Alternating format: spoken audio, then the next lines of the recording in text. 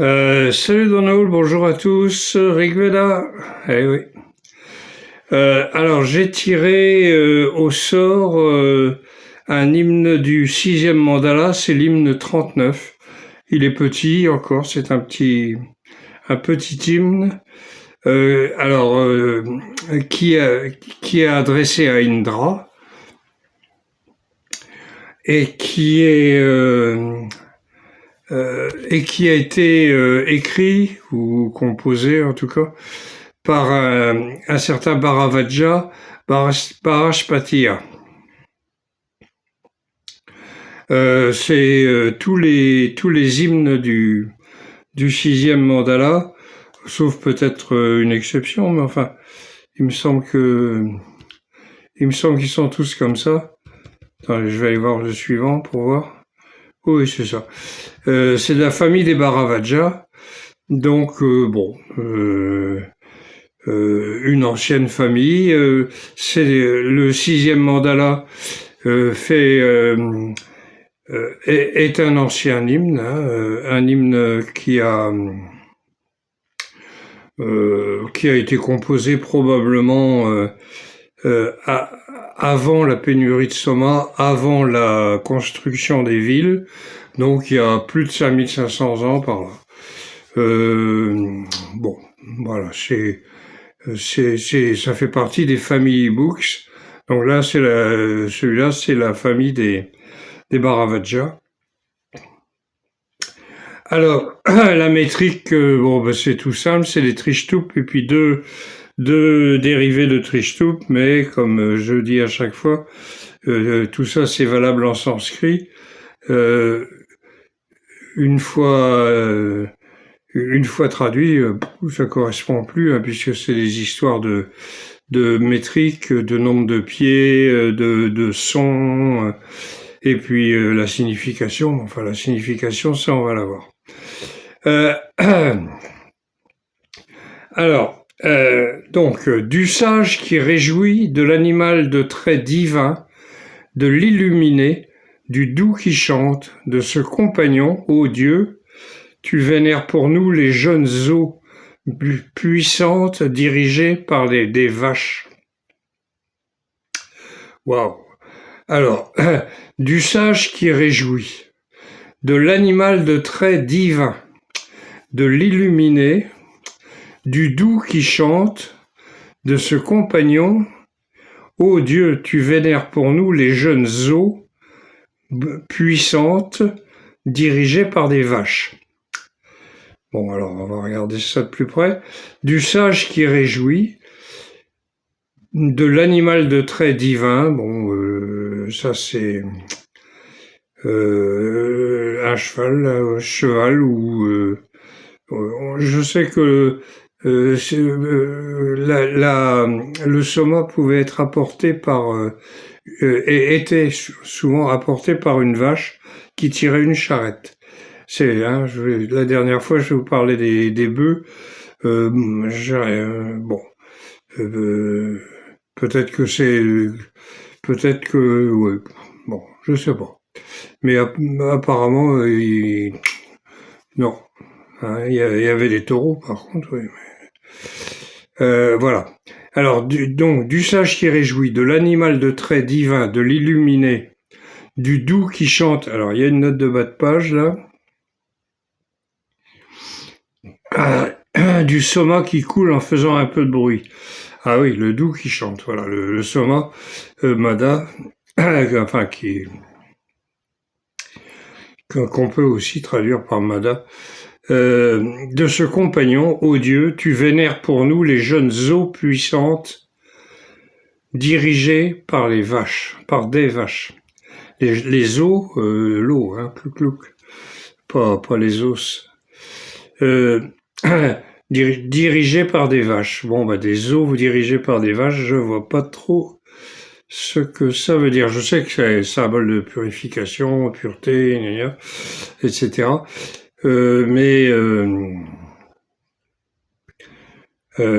Dirigé par la lumière, bon, peut-être.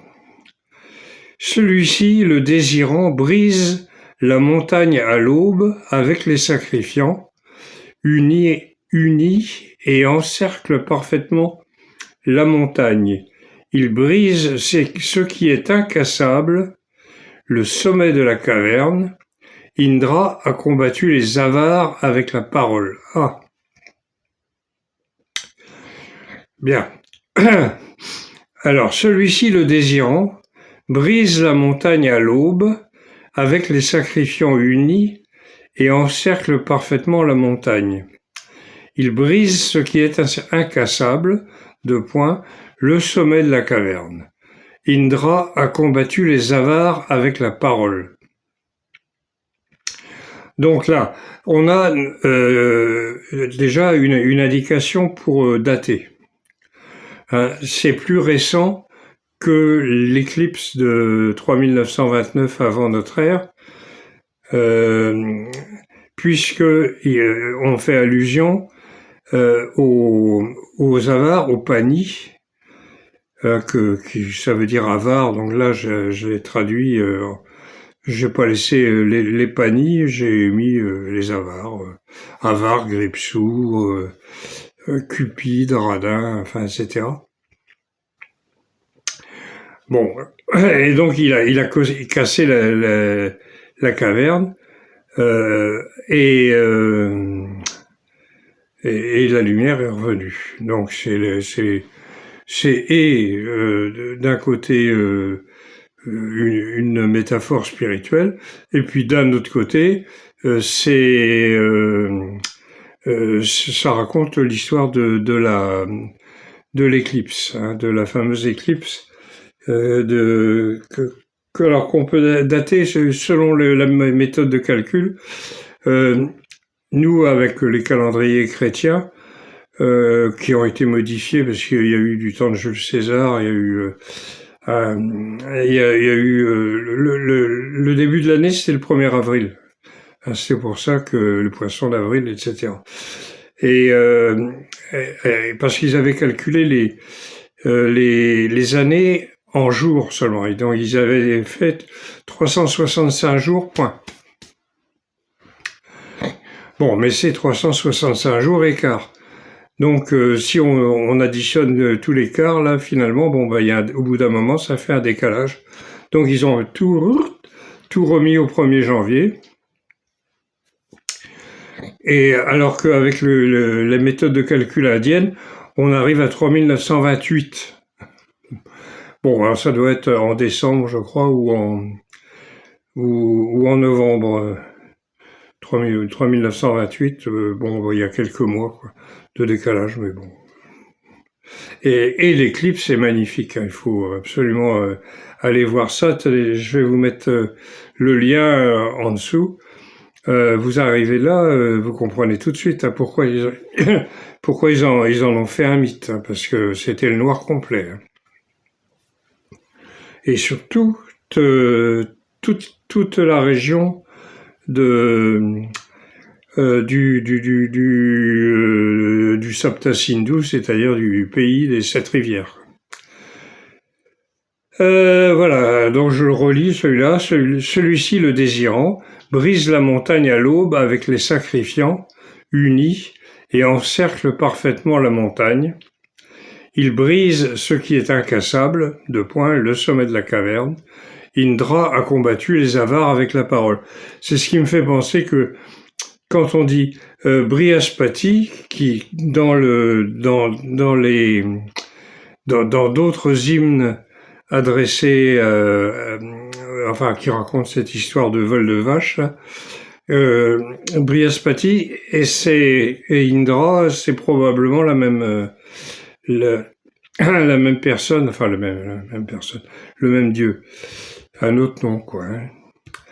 Cet hindou a illuminé les nuits sombres la nuit et à l'aube pendant les automnes. Ô Indra, ils l'ont placé pour être la lumière des jours. Il a créé les aubes de pure lumière. Alors hindou, ça veut dire goutte. Normalement, il y a une note de bas de page, je vais quand même aller voir. Ah oui, c'est aussi un autre nom du soma.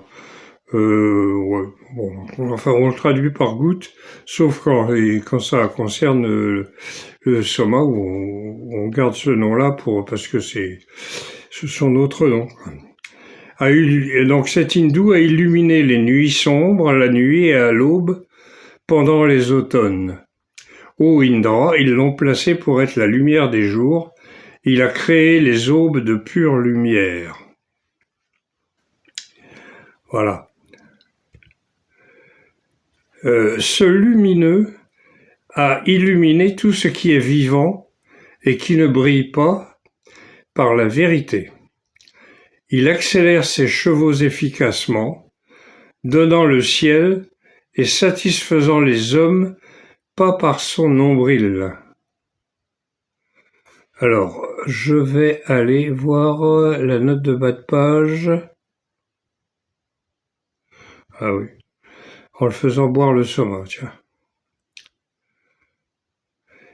Donc ce lumineux a illuminé tout ce qui est vivant et qui ne brille pas. Ça me fait penser quand même au soleil. Par la vérité, il accélère ses chevaux efficacement, donnant le ciel et satisfaisant les hommes, pas par son nombril.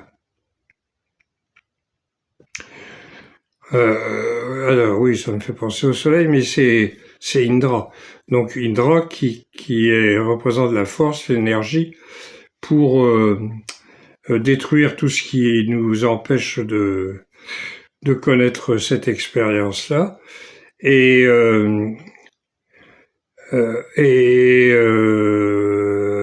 sais plus où j'en suis. Voilà. Oui, donc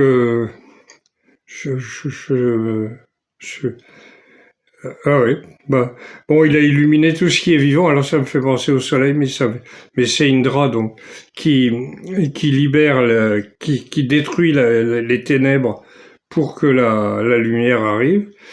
Donc il illumine tout le monde, bon, c'est normal. Il accélère ses chevaux efficacement. C'est Indra et se déplace dans un char tiré par 2 chevaux baies, rougeâtres.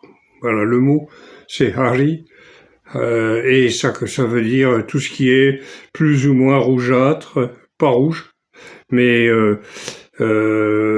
ça brunâtre aussi, tout, voilà, un peu. Bon, moi j'ai mis mes chevaux baies histoire de parce que des chevaux rougeâtres, j'ai dû le laisser quelquefois dans la traduction, mais bon, voilà, vous m'avez compris. Voilà. Donc donnant le ciel et satisfaisant les hommes, pas par son nombril. Je sais pas pourquoi d'ailleurs. Donnant le ciel et alors donc Indra est connu pour boire beaucoup de soma et avoir un gros ventre. Il a une barbe qui est elle aussi rougeâtre, Hari, et que les premiers traducteurs occidentaux ont traduit par blonde. Bon, non. Mais et puis les barbes rouges, vous en trouverez tout plein par là-bas. Surtout même chez les musulmans. Ça se fait beaucoup. Alors je sais pas pourquoi, mais bon. Et donc on va voir le dernier vers. Voyons, c'est vraiment court. L'ancien roi étant vénéré, fait couler pour en donner de nombreuses à qui vénère le généreux. Il demande des eaux, des plantes, des poissons, des forêts de vaches, des chevaux rapides pour qu'ils puissent l'honorer. Ah, bon. L'ancien roi, alors je ne vois pas de qui il parle étant vénéré, donc ça, oh là, il fait couler le soma, oui, bon. Donc, c'est un hymne à Indra, donc ça doit être Indra.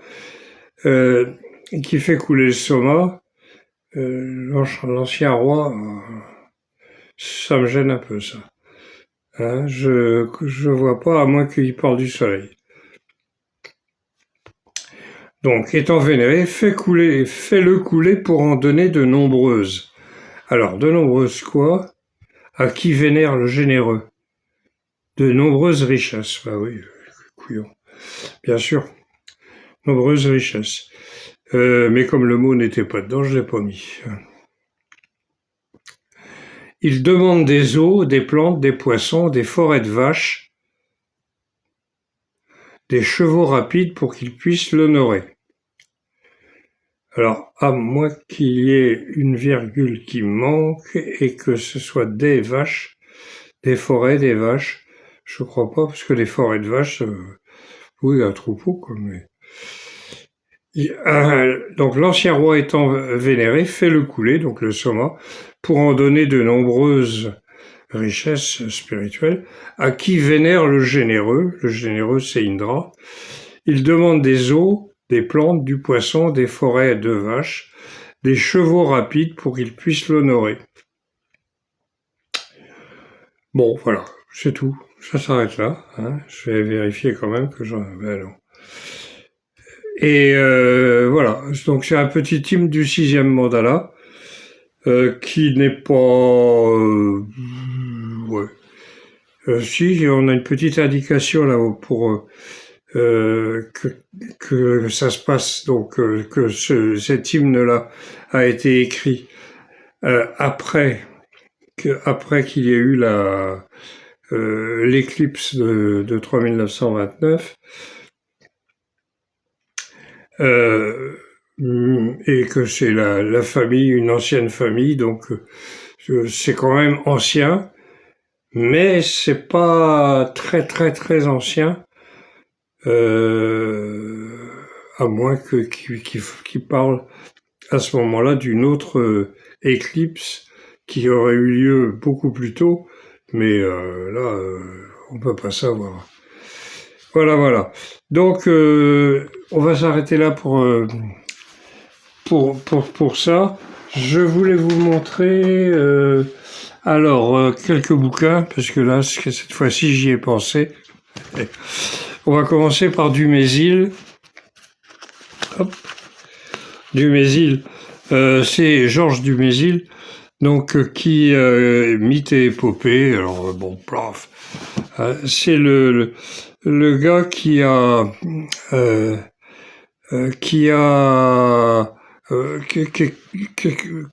lancé vraiment, en France en tout cas, tout ce qui est indo-européen. Il a fait le rapprochement entre le Rig Veda et puis les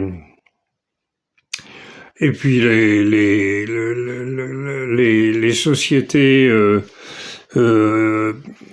anciennes d'Europe. Et alors on me l'a offert. Hein. Merci Marc. Et donc je l'ai lu et puis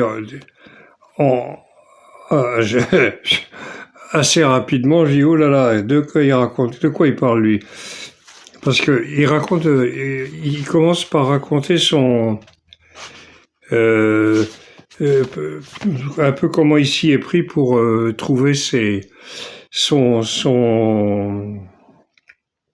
sa théorie, comme quoi tous les peuples indo-européens étaient divisés en 3 parties, hein, comme on avait dans le temps, nous, le clergé, la noblesse et le tiers-état. Et il dit donc, en gros, que tout ça vient du Rig Veda. Alors, c'est écrit petit, mon Dieu. De cette idéologie, on connaissait depuis longtemps l'expression majeure, celle des Varnas de l'Inde, brahmanes, guerriers, éleveurs, agriculteurs. Avec un tiret, hein, donc c'est les mêmes personnes. Après de longues hésitations et ne doutant plus, on ne doutait plus, étant donné les recoupements iraniens, que cette division sociale n'eût été déjà professée au moins comme idéal par les Indo-Iraniens. Alors, les Indo-Iraniens, les Indo-Ariens, les Indo-machins, oui, sauf que là, ils citent 3 Varna, et il y en a 4. Voilà. Et quand j'ai lu ça, j'ai dit, bon, ben, si ça démarre comme ça, il démarre sur un mensonge.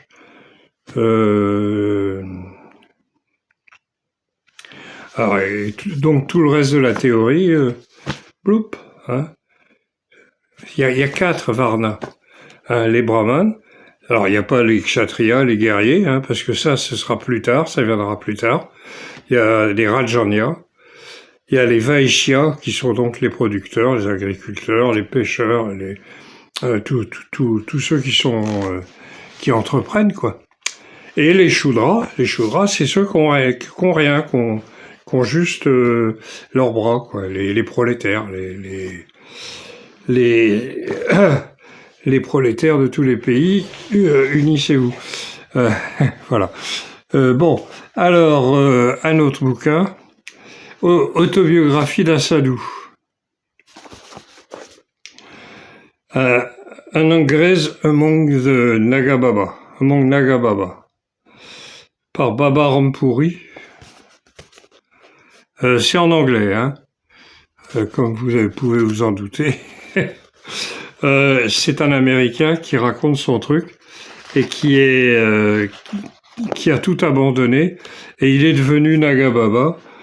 Bon, moi j'ai fréquenté les Nagababa, j'étais souvent avec eux et puis je les rencontrais souvent, mais j'ai jamais voulu devenir un vrai sadhu parce que d'abord je suis pas indien, moi je suis breton. Et puis il aurait fallu avoir des gourous. Alors lui il raconte qu'il avait 5 gourous qui lui ont fait faire des tas de trucs complètement dingues. Franchement, non merci.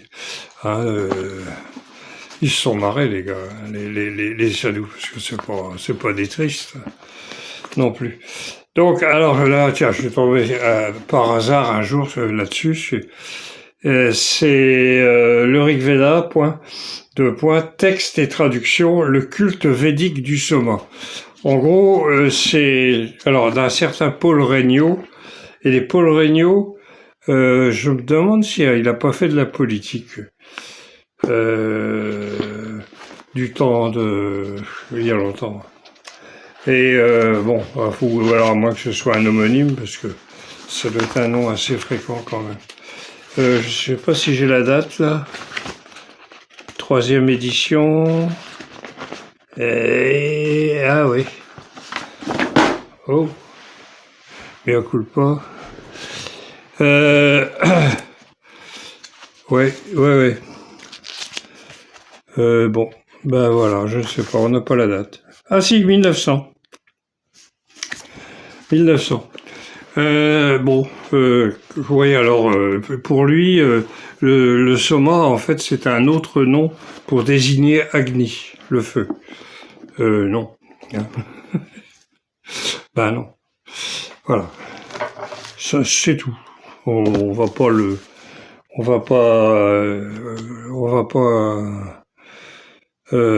disserter là-dessus.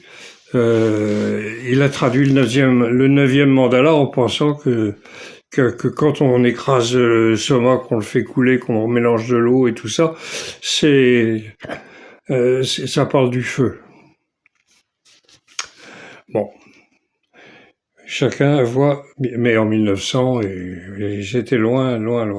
Et puis alors, celui-là, alors, est-ce que vous allez pouvoir lire, là, parce que ça brille, The Lost Cities of the Indus Valley Civilization, et c'est le fameux bouquin de Jonathan Mark Kenoyer, qui est aussi en anglais, bien entendu.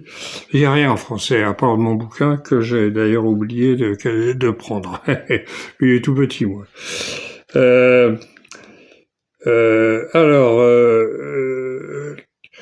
Oui, vous voyez, c'est marqué là.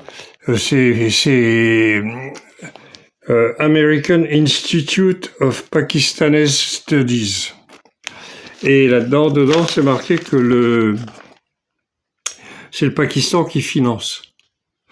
Donc, il arrive à la conclusion, lui, que la rivière Gagar qui qui coulait au Pakistan et en Inde, était la Sarasvati, et c'est ce que je pense, c'est ce que pense pratiquement tout le monde, parce que c'est marqué dans le Rig Veda, donc c'est pas marqué que la Gagar sera le nom de la Sarasvati, mais c'est comme on a tous les noms des rivières qui sont donnés dans l'hymne 10-75 et non pas 10-90 comme j'ai dit une fois, je sais plus quand, par erreur. C'est le 10-75. Oui, il suffit de lire les noms, voilà. Et puis ça se termine par l'Indus. Ça commence par le Gange, Yamuna, Sarasvati, Shutudri, la Parouchni, bon voilà, et plus toutes les autres, la Vipassana, la Vistata, et ça se termine par l'Indus. Il y en a plus que 7, hein. Il y en a, ça en fait une dizaine, quoi. Ouais, peut-être même plus d'ailleurs. Parce que vous avez les affluents qui viennent tout ça vient de l'Himalaya, hein, mais vous en avez d'autres qui arrivent du nord, qui sont au-dessus, des affluents de l'Indus, hein, qui est les affluents de l'Indus. Et puis vous avez les affluents de la Sarasvati. La Sarasvati, alors la Drishadvati, elle n'est plus citée parce qu'elle a déjà été asséchée quand le 10e mandala a été fait. Mais après, vous avez la Yamuna qui coule toujours, hein, qui est celle qui va à Delhi, qui passe à Delhi et à Agra, par exemple, et qui rejoint le Gange à Allahabad, qui a changé de nom depuis, mais je l'ai pas retenu. Voilà. Donc, bon, ça pose plus de problème. Tous les gens sérieux reconnaissent que oui, c'est ça, quoi. Voilà. Donc bon, on va s'arrêter là. Donc je vais essayer d'en faire comme ça tous les 2 jours, mais il y a des jours où je peux pas, ça dépend de mon état de santé. Voilà. Bon, alors, Kenavo dans l'eau, et puis, ah oui, alors, rigveda.blog, rigveda.net, c'est pareil, vous arrivez sur le même, c'est le site, vous avez tout plein de trucs à lire, et vous pouvez télécharger l'introduction de ma traduction avec une vingtaine d'hymnes derrière. Comme ça vous donne une idée un peu de ce qu'était le Rig Veda et de ce qu'il nous dit et puis on verra plus tard parce que j'ai une autre chaîne qui s'appelle l'effondrement et qui parle de notre situation là, nous actuellement, et on va voir que peut-être le Rig Veda plus tard nous sera utile. Canavo dans l'eau. Allez, salut à tous.